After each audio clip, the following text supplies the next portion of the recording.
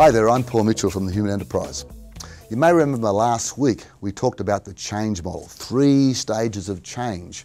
A very simple model. There's an ending, there's a transition or a neutral zone we go through, and then there's a beginning. And what I suggested is that managers often rush into that beginning and don't give enough kudos, don't actually recognize some of the feelings in the transition or the neutral zone. And the more we recognize those feelings, guess what? The quicker we'll get people moving to our new way of being. So today what I'd like to do is to outline 4 of those feelings that William Bridges talks about. I wonder if you can identify with them or you've seen those feelings in other people. So we're in that neutral zone, we're in that transition zone. How do we handle it? Well, one way we do that is to disengage. So these are the 4 disses. Disengage. We really don't like the new model. We don't hang around. We're not at work after hours. We're not going for drinks of a Friday evening. We often call this quit and stay. Or I saw the title of a great book the other day, I Quit. I just forgot to tell you. This is the way some people handle the new change. They need space. They need space. Another thing that often happens is we get disidentified. So the second, if you like, feeling that people get is, I used to be somebody. I used to be somebody.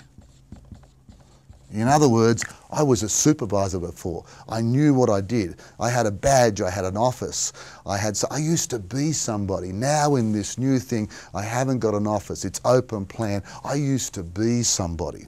So there's feelings of disidentification. I don't know who I am anymore. This is a huge one, because one of the things we hold on to as our identity as human beings, or rather do we hold on to as human beings, is our identity.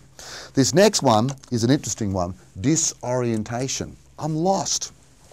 Disorientation. Where the heck are we? I don't know, some of you may remember, viewers may remember a Mel Brooks thing called F-Trip, where they used to say there was an Indian tribe and they were called the Hakawi. The tribe. Why were they called the Hakawi tribe? Because they were lost everywhere and they would continually say, we're the Hakawi, we're the Hakawi. This actually also happens to some people when you're going through change. They don't know what to do, they don't know where they are. They're disorientated, where the heck are we? And the final one is some people will be very, very angry. They will be very, very disenchanted. Oops. And the feeling or the words they'll be saying is, ain't it awful? This is not just bad, it's terrible. This will never work. They shouldn't have done this to us. This is terrible. So what's the point of all this?